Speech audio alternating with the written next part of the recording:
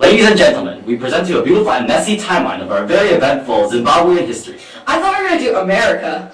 Nah, I think that's too far. Maybe Armenia? Oh my god, it's mother expletive Russia. Oh, well I guess we're doing Russia now. We'll be covering important events and significant figures.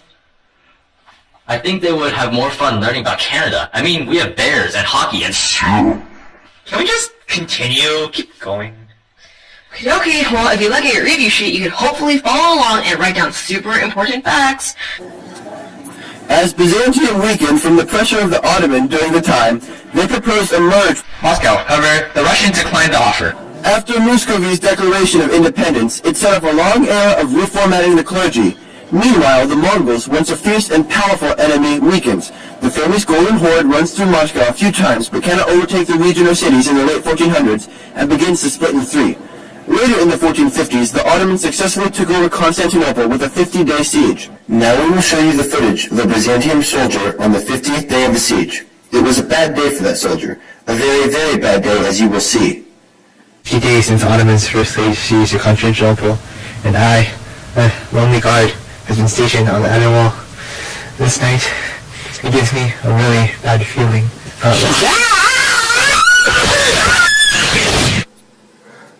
As you see on this dark, dark night, our lonely Byzantium soldier was ambushed by an Ottoman.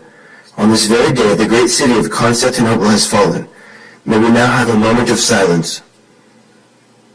Finally, in the 1480s, Ivan III defeats what remained of the Golden Horde in the Mongol Empire. He began rapidly expanding the Muscovy Russian Empire and increasing the strength of Moscow. Ivan III won numerous battles over the Novgorod Republic and integrated over 80% of their land into Moscow with aggressive strategies. Russia slowly became an absolutist state under Ivan's thumb, and Moscow was recognized as a successor of the Byzantium. After Ivan III's rule came to his more politically inclined son, Vasily III, otherwise known as Basil. During the stabilization period of Moscow, the western side of Europe began trading with Africa and America, bringing forth slaves, colonization, and everything the New World came with. His expansionist efforts in the West failed. His attempts to take over Livonia in 1558 developed into a 25-year war against Sweden, Poland, and Lithuania. During the 25-year war, the Russo-Crimean Wars also went on. Tatar Khanate of Crimea raided Moscow in 1571 and plotted with Ottomans to take over all of Russia, which were stopped by Prince Mikhail Volotensky and Prince Dmitry Kovronistinin. Unfortunately, everything kept going downhill for Russia as the times of troubles began with the death of Fyodor Ivanovich, son of Ivan IV and the last Rukhid Tsar of Russia. Although a fairly short period, chaos takes over. A Russian famine. Give your lord your food.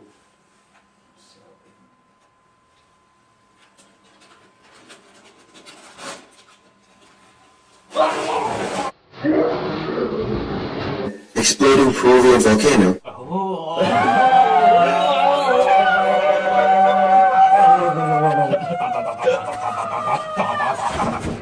And false heirs of the Russian throne. The Dimitrian Wars led to false Dimitri becoming the Tsar in 1605. Soon after, a conspiracy formed with the Ricard Prince Walisky led to him taking the title of Tsar, only for him to be shortly dethroned by another false Dimitri. Only added to the chaos. All this ends with the formation of the Romanov dynasty, which established central bureaucracy, stabilizing and changing the heart of Russian politics. The violent and ever-changing tides of the Russian Empire meant little rest and little peace for the people. But as Russia asserted its dominance over surrounding countries, a period of peace arrived. But an army cannot be bought with just faith and words. As the wise Mr. Murphy once said, money trumps everything, even love. In order for people to be enticed to fight for Russia, the fighting nation needed cold, hard cash. Before the colonization of the Americas, Russia was a major supplier of fur pelts to the Western Europe and parts of Asia. Fur was a major Russian export as trade developed in the early Middle Ages, first through the Baltic and Black Seas. The main trading destination was the German city of Leipzig. Between the 6th and 18th centuries, Russia tamed Siberia, a region rich in exotic furs. After Russia expanded into Siberia, the amount of furs they could produce increased since they gained access to new species that were unavailable before. Now we've got that covered. Any questions before we move on? Excellent. Now that we've covered the general Russian history globally and country-wise, it's time to get down into the dirty stuff. We have everything the internet has to know about paranoid relationships between Russia and other countries, manipulation of taxes, and how the military was arranged in the Russian army. Welcome to part 3 of the timeline, relationships between countries, taxes, and military affairs. Russia's timeline for the 1400s to the 1800s mainly consisted of territorial disputes. But taking over countries required far more finesse than barging in with an army. Taxes.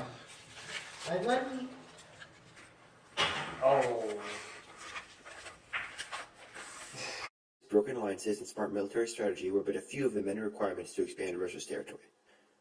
From the very beginning, Ottomans had taken over many key areas in Europe, and the Byzantine Empire, feeling threatened, set out weak attempts to regain control and power. They eventually turned to Moscow, which was technically under Byzantine rule, but had gained power through tax collecting for the Byzantine Empire. They gained the trust of the Byzantines and eventually amassed a great deal of wealth. Using the excuse of paranoia towards the Greek Church, Moscow was freed with the proclamation that Byzantium was religiously separate and began fighting back.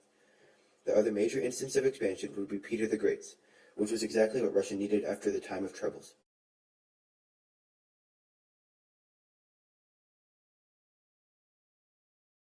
Peter the Great's military efforts were aimed mostly at the Ottoman Turks in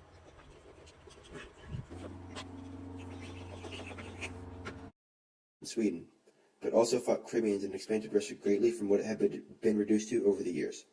Before Peter started taking over other countries, he first established a central bureaucracy, completely hanging the political structure, absolutism that had been commonplace under Ivan III's rule. To improve efficiency of taxation, Peter replaced the boyars and the bureaucracy with merit-based employees, which resulted in the removal of nobility titles. Eventually, some territories grew tired of the constant warfare, such as Sweden. The Swedes eventually handed over large plots of land, and the Russians moved their capital to the newly acquired St. Petersburg. The Russians also gained control of the Baltic Sea and were able to launch expeditions from there.